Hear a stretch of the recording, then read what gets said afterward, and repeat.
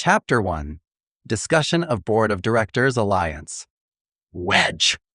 Chasing concubines in the east of Zhou is easy to come by, and gaining beauty with beauty. Sun Song Song is full of ferns and green leaves, and the war is full of beacon smoke. Horses and horses are galloping all over the place, and the blue stone tablets are engraved with merits and demerits. Back in the spring and autumn period, Wu Chongqing wrote Sun Jian. Song Jinyu's The Soldiers of the Eastern Zhou Dynasty, excerpt. Military strategist, one of the hundreds of schools of thought in the pre-Qin period, initially refers to a school that specializes in strategy and war, and later generally refers to strategists and military strategists. A military strategist can win a battle in the rivers and lakes in a small way, decide several frontier battles in a small way, or influence the prosperity and decline of a country in a big way. During the Warring States period, the emperor was in name only. The princes and kingdoms attacked each other, and the land of China was at war for more than 100 years. This was an unnecessary disaster for the people, but it was also a fertile ground for cultivating famous generals. Wu Qi, Sun Bin, Zhao Xi, Bai Qi, Lian. A large number of famous generals gathered in this troubled time to write the most magnificent and immortal chapter in their lives. The rapid rise of these famous generals all benefited from a unique military book passed down from the ancestor of Qi General Sun Bin. This military book has a total of 13 chapters and was written by Sun Wu, a famous general of the Wu Kingdom in the spring and autumn period. The world respects his name, The Art of War. After the Eastern Zhou dynasty, the spring and autumn period, and the Warring States period, the feudal princes fought for more than 500 years before finally being unified by the Chongqing. The Qin dynasty was newly established, but the first emperor was defeated by violence, and his second son died in the Western Han dynasty. The Western Han dynasty gained benevolence, but due to the usurpation of power by foreign relatives, it suffered setbacks until the Eastern Han dynasty. Hundreds of years passed like a fleeting moment. During the reign of Emperor Ling of the Eastern Han dynasty, Sun Tzu's Art of War was still an unparalleled masterpiece of military strategists. However, the Sun family, which produced 2 generations of famous generals, has long since faded out of history, and its descendants are no longer known. But there is a saying that has always been circulated in Jiangdong, that is, there was a brave young man in Fujian Wu County who may be a descendant of Sun Wu. On April 11th, the 6th year of Zhongping, May 13th, 189 AD, Hanling Emperor Lu Hong passed away in the Jiada Hall of Nangong at the age of 33. 2 days later, his eldest son Liu Bian succeeded to the throne at the age of 14 and became the young emperor of Han. In August of the same year, Sili encountered civil strife. During the war, the powerful minister died and the young emperor disappeared. It happened that Dong Zhuo, the new governor of Bingzhou, was passing through Sili when he was promoted from Liangzhou. Seeing that Sili was in chaos and without an owner, and that the young emperor was nowhere to be found, he had the unscrupulous thought of taking advantage of the emperor to order the princes. He first sent his 5,000 bodyguards to search for the young emperor. After finding the young emperor, he used the young emperor's name to recruit the Luoyang Imperial Guard and the Sili local army who had just lost their commander. Since then, Dong Zhuo's troops have rapidly increased from a mere 5,000 to more than 200,000. In order to satisfy his desire for power and the daily expenses of an army of 200,000, Dong Zhuo engaged in many illegal activities in Luoyang City, deposing the young emperor, establishing a new emperor, proclaiming himself prime minister, going to the palace with swords and shoes, killing officials without permission, raping princesses, ravaging the people, digging and robbing graves. A group of ministers headed by Wang Yin just wanted to get rid of him quickly. However, because Dong Zhuo had power over the subordinates and had 200,000 troops, the officials mostly dared to be angry with him, but did not dare to speak out. On his way to Luoyang to visit his relatives, Zhou Hui, the son of Zhou Zhong, the great Sinong, just said vaguely, "The king is not the king, the ministers are not ministers, and the general will not be the country. Where will all living beings go?" Dong Zhuo, who learned the news, openly robbed and killed him outside the city of Luoyang.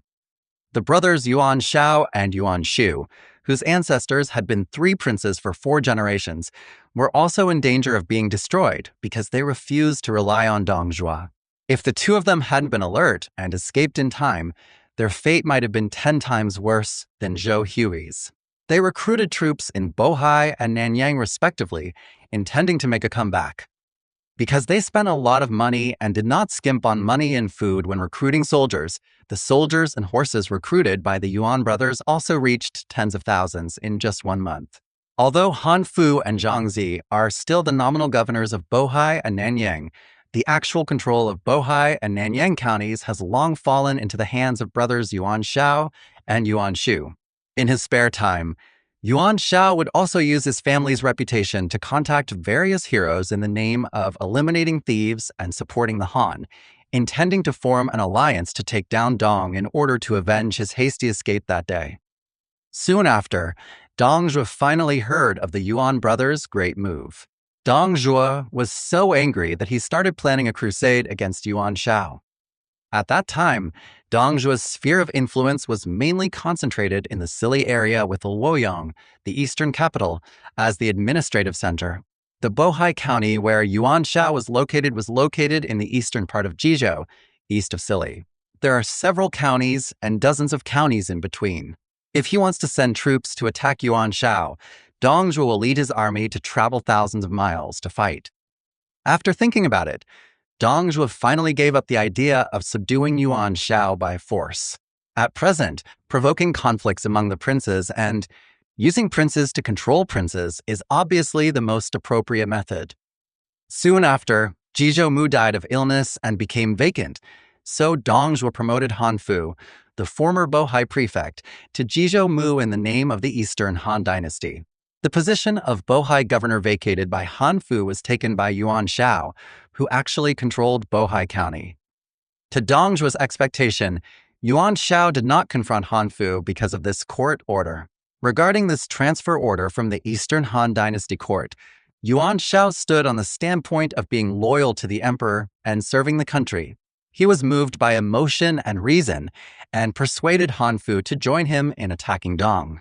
Han Fu couldn't stand Yuan Shao's insistence, so he agreed to the coalition's attack on Dong. And the young man who is said to be after Sun Wu is no longer green now. He single-handedly killed pirates, recruited troops to level up his army, fought 4 battles with the Yellow Turban Army, conquered Changsha in 10 months, became the governor of the Han Dynasty, and was given the title of Marquis of Wuqing. Nowadays, when people mention Sun Jian, Sun Wentai, Sun Jian's nickname is Wentai, the first thing that comes to mind is no longer his ancestor Sun Wu. Yuan Shao was well aware of Sun Jian's reputation, so he also extended an invitation to him to challenge Dong.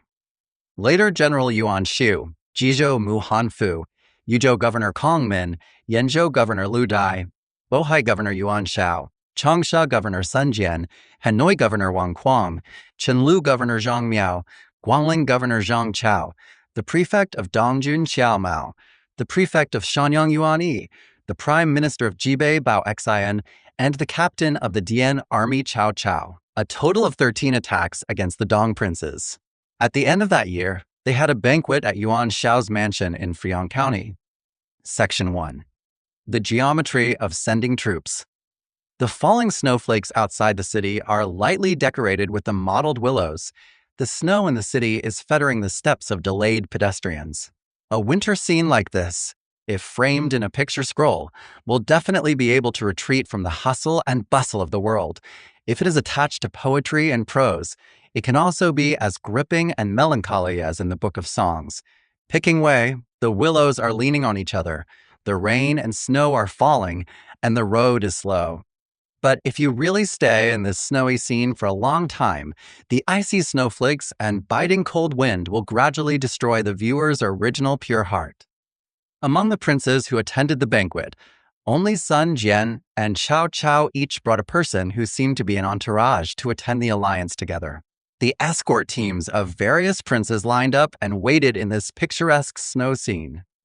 In the alliance hall, Yuan Shao, as the master, sat alone at the far west, facing the door at the east, leaving the north and south sides parallel to his seat vacant. He was dressed in a complete set of court attire, and on his waist was an unusual red yandi. Yuan Shu looked at Sun Jian with a smile. Lu Dai stared at Xiao Mao with a fierce look. Zhang Miao glanced at Chao Chao with a sly look. Han Fu looked at Yuan Shao helplessly. As soon as the alliance began, the princes from all walks of life kept telling each other their past grudges with their eyes. Just when the various princes were concentrating on secret fighting, Yuan Shao, who was in charge, suddenly said, "All the princes must be aware of Dong's various atrocities." Yuan Shu suddenly remembered Zhou Hui's words and said, "Yes, to borrow Zhou Hui's words, today's Han Dynasty can be said to be, the king is not the king, the ministers are not the ministers, the general is not the country. Where will all living beings go?" Zhou Hui is a great scholar of the country, but it is a pity that God does not bless him, and he will eventually die at the hands of thieves. Yuan Shao sighed. Zhou Hui? After the Zhou family in Shu County, Lujiang? Just when everyone was feeling sorry for Zhou Hui's death, a slightly childish question suddenly echoed in the Alliance Hall where the heroes gathered. The princes from all walks of life looked in the direction where the voice came from, only to find that the person who asked this question was actually a 15 or 16-year-old boy. Yuan Shao saw this young man sitting close to Sun Jian, seemingly a follower brought by Sun Jian, and asked, "Brother Wentai, who is this young man?" "This is my son Sansa."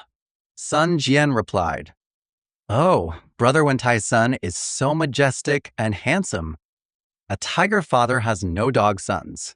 Xiong Tai's son will definitely be the pillar of my great man in the future."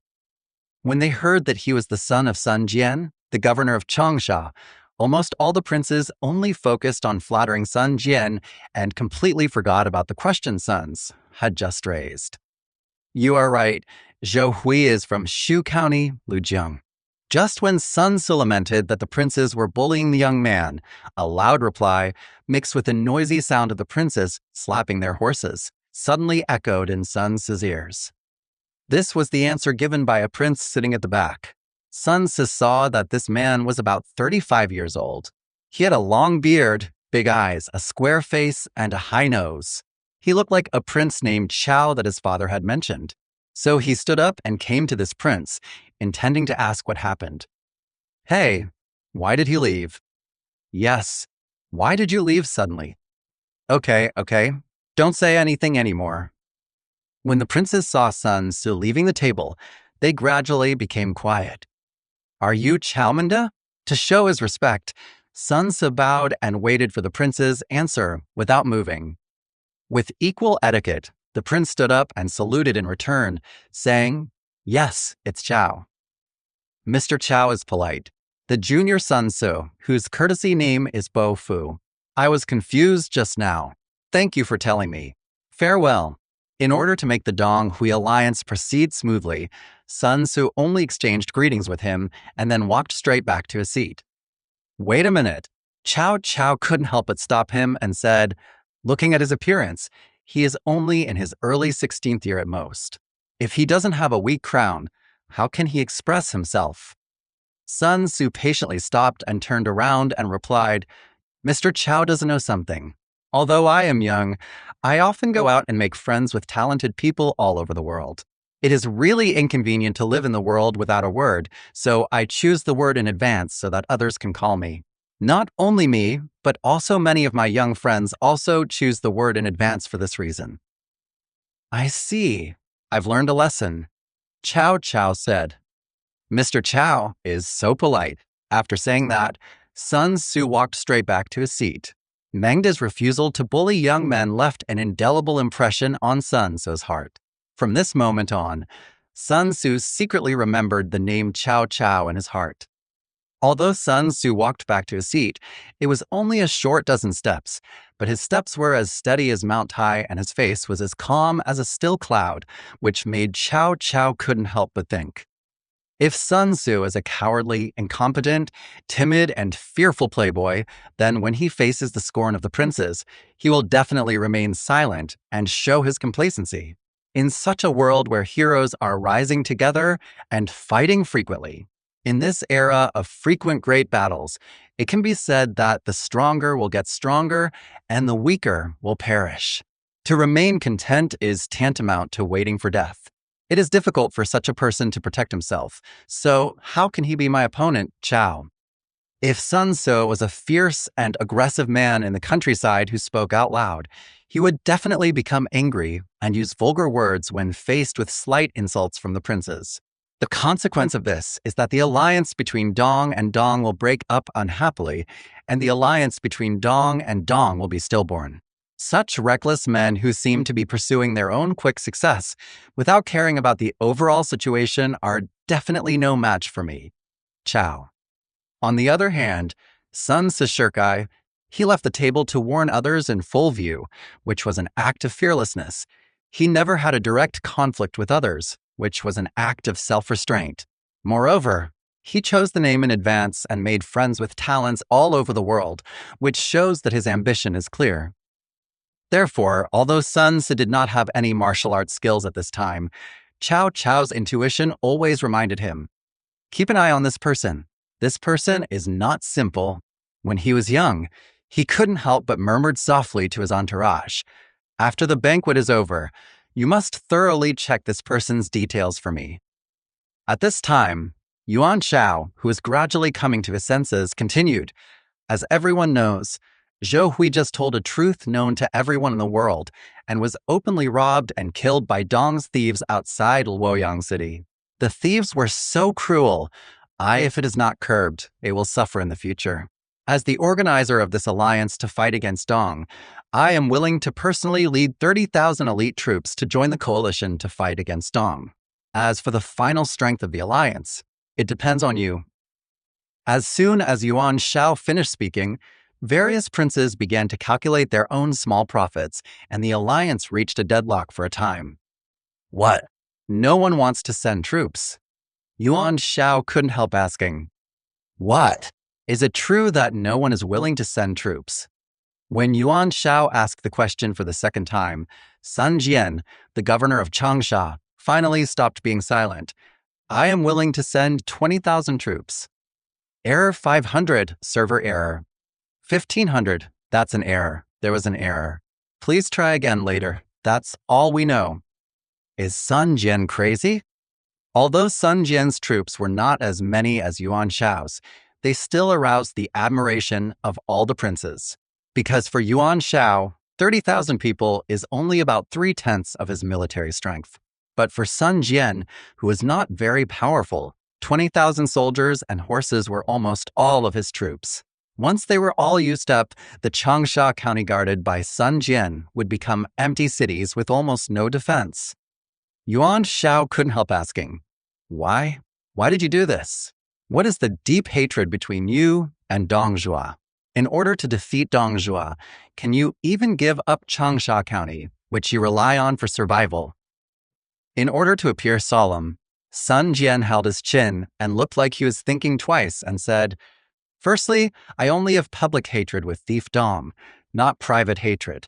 The reason why I did this is entirely for the sake of the Han Dynasty. Secondly, even if there is only 1,000 Sun Jian's army can still defend the entire Changsha County. Thirdly, I will not attack anyone unless they attack me.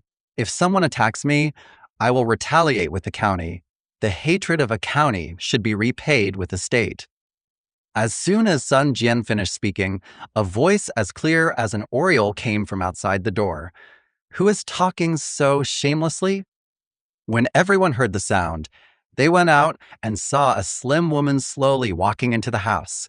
Judging from the entire set of brocade clothes she is wearing, this girl must be the daughter of a certain official. Judging from the childishness in her face, this girl is probably just over the age of 18 and has hairpins. When Sun Jian saw that the woman was young, he didn't care about her. But Sun Tzu, who was about the same age, didn't buy her fault. He stopped the woman and said, who dares to be so presumptuous? Not only was the woman not sullen at all, but she was smiling all over her face. She walked up to Sun Tzu and said, my little girl's name is Yuan Shu. Where is the young master? Yuan Shu's attitude caught Sun Tzu by surprise, so he could only reply politely, I'm Sun Tzu, my courtesy name is Bo Fu. Sun Tzu, Sun Tzu, Su. Yuan Shu murmured a few words, but the toilet where Pei Gong got up to go to the toilet in historical records of Xiangyu? Ha ha ha. As soon as Yuan Shu finished speaking, the 13 princes present couldn't help laughing for a long time. The difference was, Yuan Shao, Yuan Shu, and others were laughing at the incident of Pei Gong rising to go to the toilet, while Sun Jian and Cao Cao were laughing at Yuan Shu's extraordinary performance. As the saying goes, men don't fight with women. In response to Yuan Shu's humiliation, Sun Tzu could only respond with you as the most honorable response. Yuan Shao pretended to teach her a lesson, Shuer, don't be rude, and then introduced to everyone. This is my little girl, Yuan Shu. My little daughter, Yuan Shu, I have met all of you uncles. After saying this, she went to sit next to Yuan Shao's banquet. At this time, Yuan Shu, who was sitting quietly, seemed quite dignified and gentle. After a while, the alliance meeting continued. Cao Cao, after Sun Jian, was the first to promise, I am willing to send 10,000 troops to join in the righteous cause with you. 10,000. Is Chao Mingde also crazy? The princes sighed again, because what he promised was also all his troops. Under the leadership of Sun and Chao, various princes also sent troops one after another.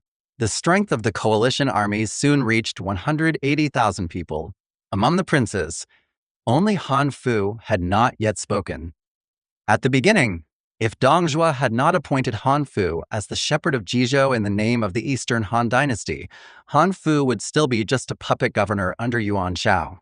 Dong Zhuo's relationship with Han Fu could be described as rekindling kindness. Therefore, Han Fu was not willing to fight Dong Zhuo. Me. Han Fu murmured for a long time, but couldn't say a complete sentence. Yuan Shao said, I am a mere prefect, and I have to send 30,000 troops. Han Zhou Mu, as my immediate superior, should send more than 30,000 troops. Sun Jian said, Han Zhou Mu is the most respected person in the state. If we send less than 30,000 troops, it will be a loss of face. Cao Cao said, if Han Zhou Mu is really unwilling to send troops, just provide food and grass for my 180,000-strong Dong coalition army. Okay, I'm willing to supply food and grass. Perhaps the princes were too eager, so Han Fu agreed to the suggestion of supplying food and grass without even thinking about it. Section 2. Battle of Prosecutions. After the troops were sent out, Cao Cao said again, since we are an alliance to fight against Dong, there must be a leader.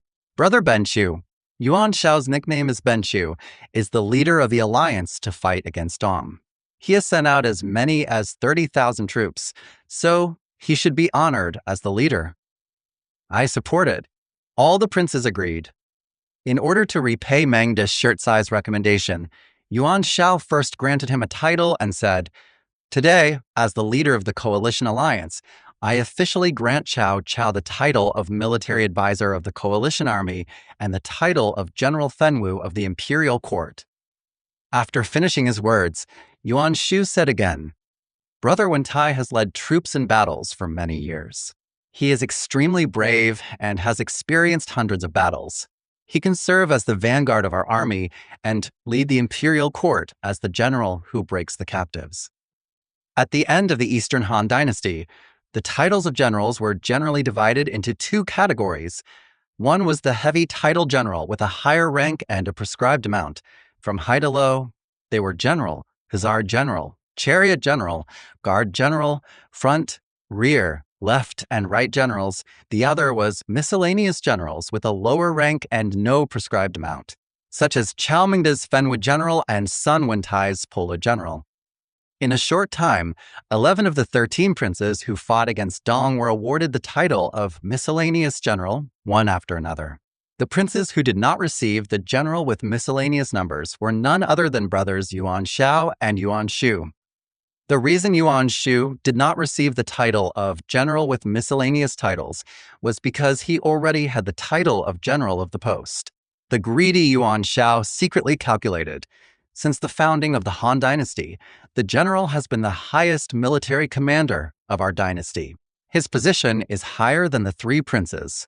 If I were allowed to choose at will, I will definitely choose it. But can the princes present agree? Can the princes of the world agree? Alas, I really can't speak. It would be great if someone could say it for me. Cao Cao looked at Yuan Shao with eyes that were half pleading and half longing. He immediately guessed Yuan Shao's request and said, "The leader of the alliance has a distinguished status. He should be the commander of my 180,000-strong coalition against Dong and the general who leads the imperial court." No, absolutely not. We firmly oppose it. Perhaps because his title was low, or perhaps because Yuan Shao's title was high, all the other princes present opposed this proposal. Cao Cao immediately retorted, "Oh, Dong Zhuo, a mere Han thief, can hold the position of prime minister. The leader of the alliance is the commander-in-chief of our army. Why can't he be a general? Could it be that the leader of my alliance against Dong Zhuo has a lower status than a mere Han thief?" When all the princes were speechless, only Sun Jian asked, "Who is Dong Zhuo?" Questions like this, and the ways to answer them, are countless. If he was pretending to be stupid, he could answer a native of Lintao, Lomxi. If he was more polite, he could answer he is a tycoon of a generation. But Cao Cao wanted to be smart and answered the last answer he should have. He is a rebellious minister and a traitor. What will be the status of the traitor after he enters Ji? Sun Jian asked again. He leads the country and ranks above the three princes. Where are the people coming in? At this time, Cao Cao was already a little impatient with the question, but out of politeness, he still replied, "The dictator's wife." What was your status during the dictatorship of your foreign relatives? He is the leader of the generals ranking third. When he said the word third for ranking above the three princes, he finally understood Sun Jian's intention in detail and said, "I can't defeat you. I give up."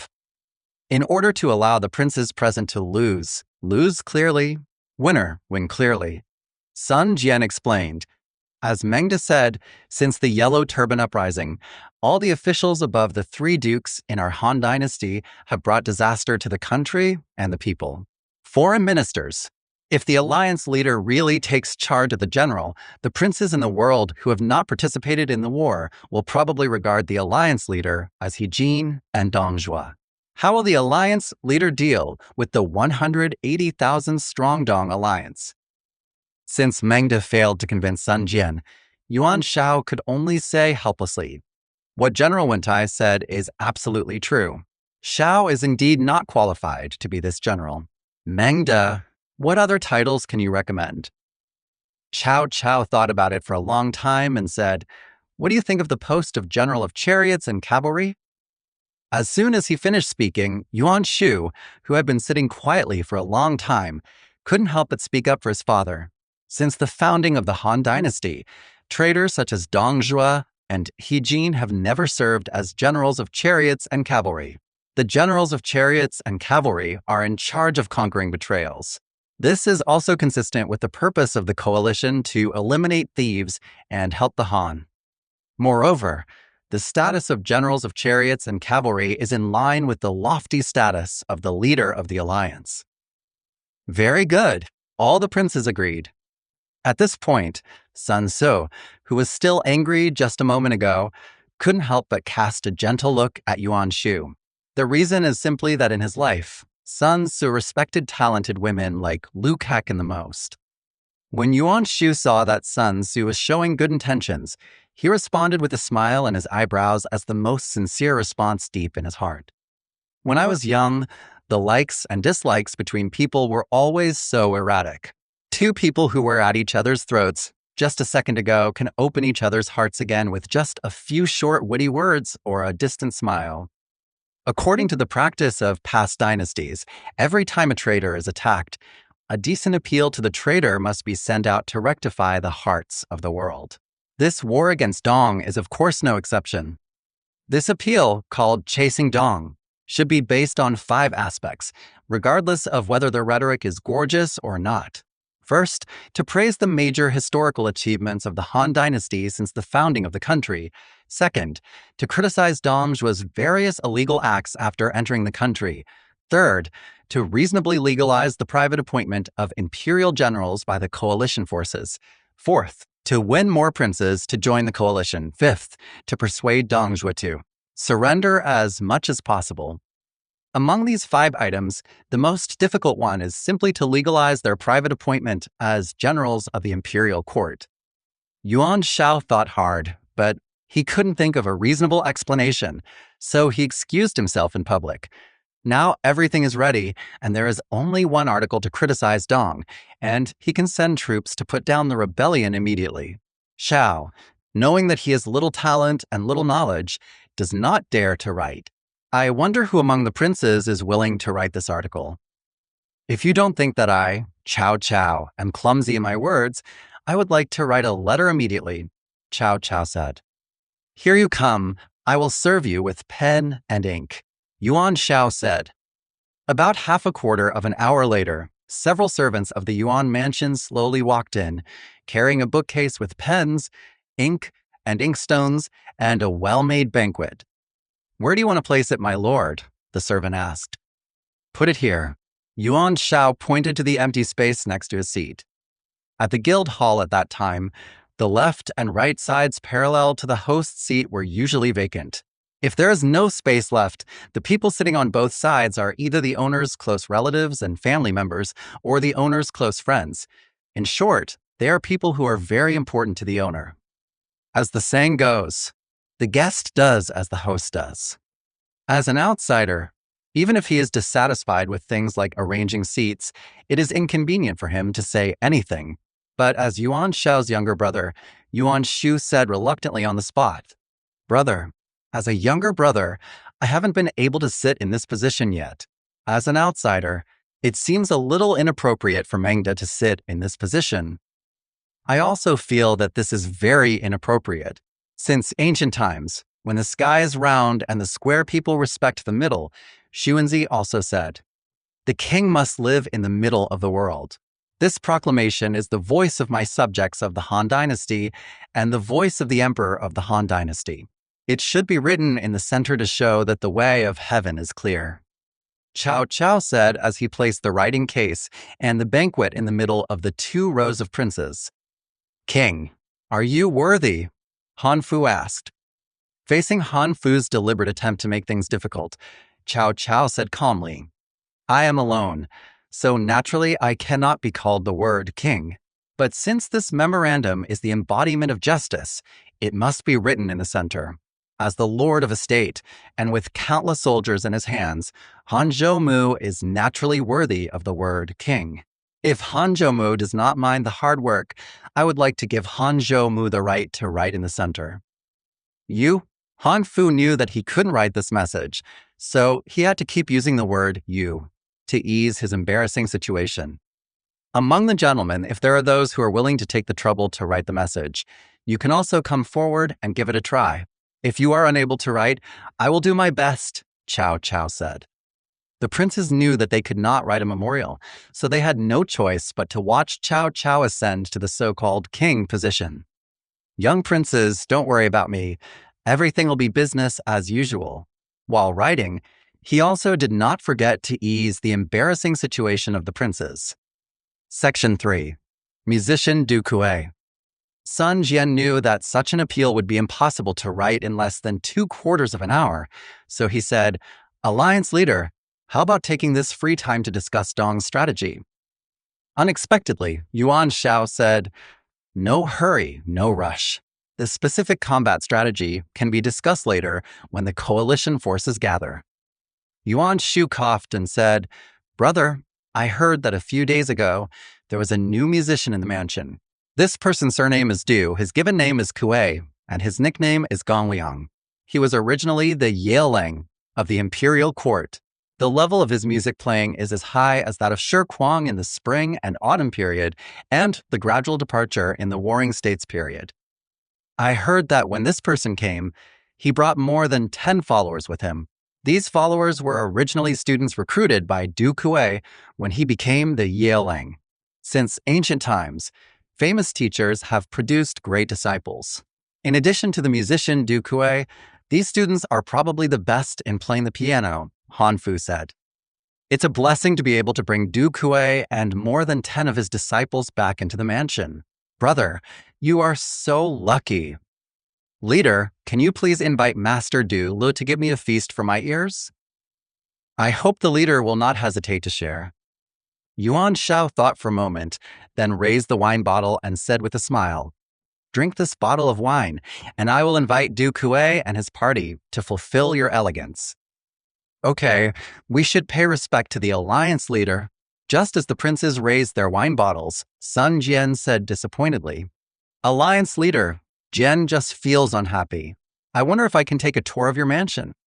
Yuan Shao waved his hand and said, Okay, go ahead. Let's go. Sun Jian looked at Sun Su and said, As soon as Sun and his son got up, Cao Cao said, I'll be back here in a quarter of an hour. Yes.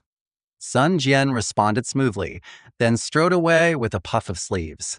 He had just taken 2 steps when he suddenly reacted, Does he mean that in a quarter of an hour, his appeal will be finished? At that time, I will come back to discuss his appeal directly. A quarter of an hour? Can Chao Mingde really finish such an appeal within a quarter of an hour?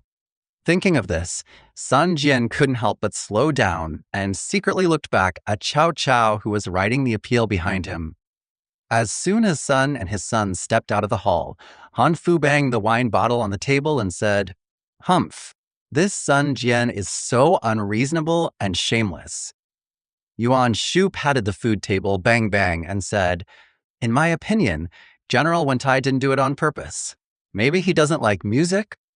Because Yuan Shu slapped the food table with very little force, the princes present were not able to notice the slightest sound like a mosquito or fly. Only Cao Cao, who was writing a memorial, looked up and accidentally witnessed Yuan Shu's subtle move of tapping the table. Why is he doing this? Could it be? Oh, no matter. Let's finish writing the appeal first. Cao Cao suddenly had an unusual thought, but he was shouldered with the heavy responsibility of finishing the appeal in a short time, and he did not have extra time to stop writing to support his thoughts. What Brother Shu said makes sense. You don't have to ruin your elegance for a person who doesn't understand music. As long as you drink this bottle of water and wine, Master Du will be here immediately. Under the Yuan brothers' persuasion, the princes finally raised their wine bottles and said, We respect the leader of the alliance. After drinking a small amount of wine, Yuan Shao called his servant. Here comes. Lord, what's the matter? The servant stepped forward quickly. Invite Music Master Du and his disciples to play music. Promise. Slow down. Yuan Shao said, Remember to say good things to you and don't make mistakes with bad words. Yes, my lord. The servant bowed and gradually withdrew. As time went by, Yuan Shu slapped the food table with more and more force. Kong Miao, who was sitting next to Yuan Shu, even vaguely heard a strange sound. Kong Min wanted to identify the source of the sound in detail, but Han Fu on the side interrupted and said, Leader, although Du Kuei's skills are much better than ordinary musicians, in the end, he is just a young musician from a poor family. You are a little too flattering to Du Kuei by being so kind. Could it be that there is something hidden in this?